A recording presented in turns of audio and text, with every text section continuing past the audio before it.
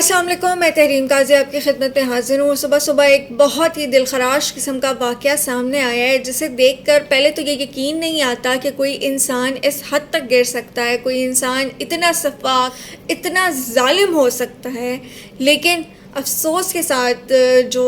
اس واقعے کے ملزمان ہیں، انہوں نے اپنے گناہ کو ایکسیپٹ کر لیا ہے، انہوں نے قبول کر لیا ہے کہ انہوں نے ہی یہ جرم کیا ہے۔ کہانی یہاں سے شروع ہوتی ہے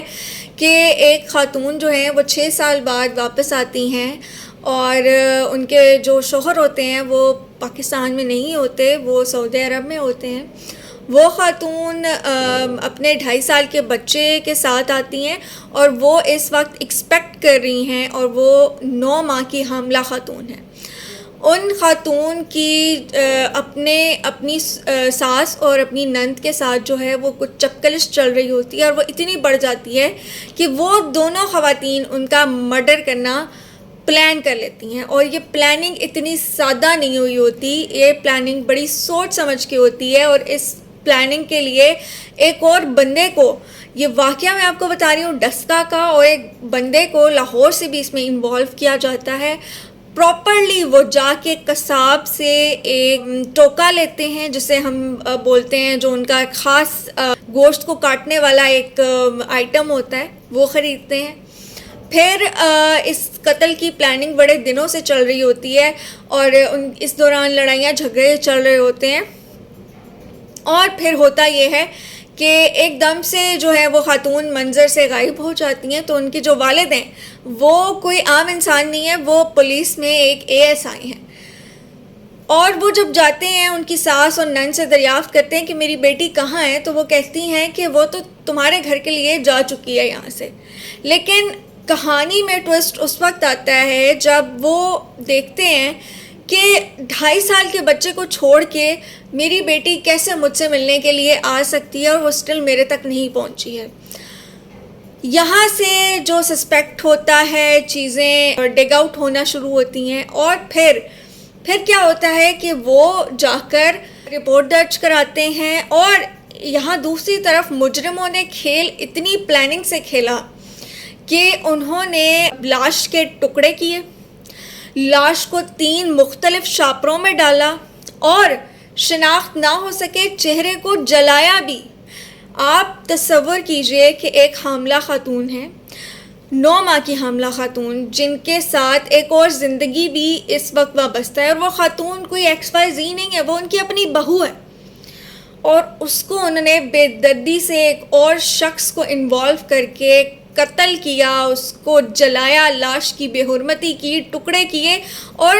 مختلف علاقوں میں کچرے کے شاپروں میں ڈال کے لاش کے ٹکڑوں کو نالوں میں پھینکا تاکہ کہیں سے شناخت نہ ہو سکے۔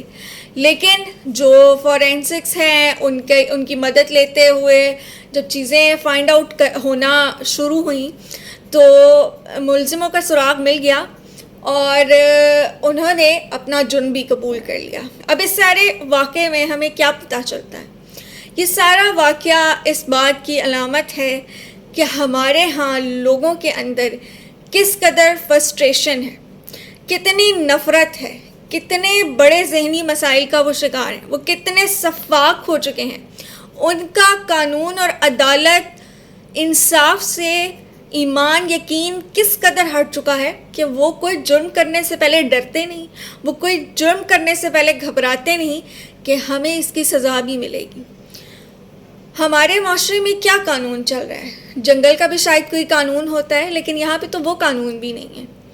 اور جو شوہر ہے، اب فی الحال تک تو یہ نہیں معلوم کہ شوہر کی بھی اس کے اندر کوئی انوالومنٹ ہے، اس قتل کی پلاننگ میں وہ شامل ہے یا نہیں ہے، لیکن یہ ایک المیہ ہے، اور یہ شو کرتا ہے کہ آپ جو ایک اچھی لائف سٹائل کے لیے باہر چلے جاتے ہیں، پیچھے اپنی بیویوں کو چھوڑتے ہیں، اپنی ماں کے، بہنوں کے، بھائیوں کے، بھابھیوں کے اور دوسرے رشتہ داروں کے سہارے، کیا ان کے پاس آپ کا اپنی بیویوں کو چھوڑ کے جانا اور ان پہ اعتبار کرنا اپنے بیوی بچوں کے حوالے سے سیف ہے یا نہیں؟ یہ بہت افسوسناک واقعہ ہے، اور یہ کوئی پہلا واقعہ نہیں ہے، ایسے بہت سے واقعات ہوتے ہیں۔ خواتین کے خلاف جو جرائم ہیں اس میں سب سے افسوسناک پہلو وہ ہوتا ہے جب کوئی خاتون ہی کسی خاتون کے خلاف جرم میں انوالو ہوتی ہے، اور اس میں ایک نہیں دو مرکزی ملزم جو ہیں وہ خواتین ہی ہیں، جو کہ اس کی ساس اور نند ہیں۔ نفرت میں انسان اس حد تک گر جاتا ہے کہ وہ اچھے برے بھلے سب کی تمیز بھول جاتا ہے، اور یہی وہ لمحہ ہوتا ہے جب وہ انسان سے شیطان بن جاتا ہے۔ اس واقعے کے لیے جو لوگ